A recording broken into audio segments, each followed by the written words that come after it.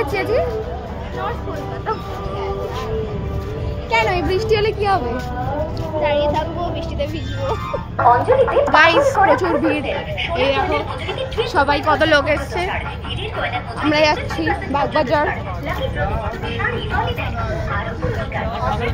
জানি প্রত্যেকবারই ফেরিঘাটে খুব ভিড় হয়, তাও যাচ্ছি। তাও আমরা যাই প্রত্যেক বছর, কারণ বাস আর মেট্রোতে আমরা ঢুকতেই পারবো না। মনে হচ্ছে তো এবারে একটু সানবার্ন। হাই এভরিওয়ান, আমি পুজোর ব্লগ ডেলি পুজোতে ছাড়তে পারিনি, কারণ কি হচ্ছে যে আমার পুজোর স্কেডিউলগুলো খুবই অন্যরকম ছিল। হোল নাইট ঘোরা, সকালবেলা দেরিতে আবার ওঠা, আবার প্যান্ডেলেও যাওয়া, অনেক কিছু করে কেটে গেছে। তো এটা ছিল পঞ্চমীর ব্লগ, যেখানে আমি আমার পুরনো স্কুল ফ্রেন্ডের সাথে গিয়েছিলাম ঠাকুর দেখতে।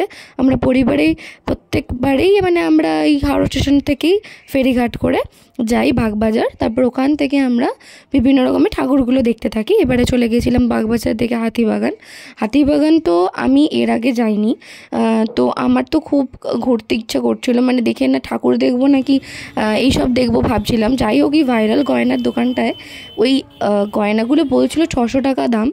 তো আমার বন্ধু হয়ে গেছিলো ভীষণ টায়ার্ড, ওকে আমি বাগবাজার থেকে হাতিবাগান অব্দি হাঁটানোর পরে ও বলছে আমি আর হাঁটবো না, তুই শপিং করে নে, আমরা বাড়ি চলে যাবো। আমরা তাই শপিংও করেছিলাম, একটু আমি একটা ব্যাগ কিনেছিলাম, তো একটা ব্যাগ কিনেছিলাম আর একটা কানের কিনেছিলাম।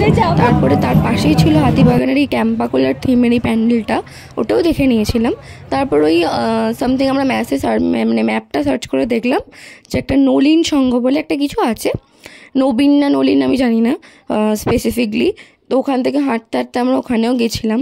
সব থেকে বড়ো কথা, ঢুকতে তো 2-3 ঘন্টা লেগে যাচ্ছিল, কিন্তু ওরা 5 মিনিটও দাঁড়াতে দিচ্ছিল না। জানি খুবই লাইন, খুবই ওদের উপর চাপ। সবাই বলছে খালি এগিয়ে চলুন, ভিডিও নেবেন না, ছবি তুলবেন না। মানে মানুষ 2 ঘন্টায় লাইনে দাঁড়িয়েও সে 5 মিনিটেও ছবি তুলবে না, দেখবে না, সে শুধু হুড়মুড় করে চলে যাবে। যাই হোক, তাও আমরা এই ভিড় ঠেলেই যতটা পেরেছি ভিডিও নিয়েছি, দেখেছি। তো ভালোই লেগেছে, প্যান্ডেলগুলো বেশ সুন্দরই ছিল। তো মজাটাই আসল, কারণ প্যান্ডেলগুলোর তো সব কিছুই যে বুঝেছি খুব এরকম তো নয়। তো ভালো লেগেছে যদিও। তো আমার সবথেকে বড় কথা, আমাদের হাঁটতে হাঁটতে খুব পা ব্যথা করছিল। আর ও তো কিছুই খায় না, মানে বাইরে বেরিয়ে ও যেহেতু কিছু খাচ্ছে না, আমিও খেতে পারছিলাম না, ওর বাইরের খাওয়া চলে না। তো আমরা তবুও খেয়েছিলাম টুকটাক, আইসক্রিম, কোল্ড ড্রিঙ্কস এগুলোই খেয়েছিলাম। তো আমার পেয়ে গেছিলো ভীষণ খিদে, তাই নিয়েও আমি চলে গেছিলাম কাশী লেনের ঠাকুরটা দেখতে। এখানে লীলা মজুমদারের যে ভাবনাটা করেছিল সেটা দেখতে তো খুবই সুন্দর লাগছিল, কিন্তু সবথেকে বড় কথা যেটা, সেটা হচ্ছে ভিড়েতে আমরা লাইনে দাঁড়িয়েছিলাম 2 থেকে 3 ঘন্টা, মানে শুধু এটা দেখবো বলে।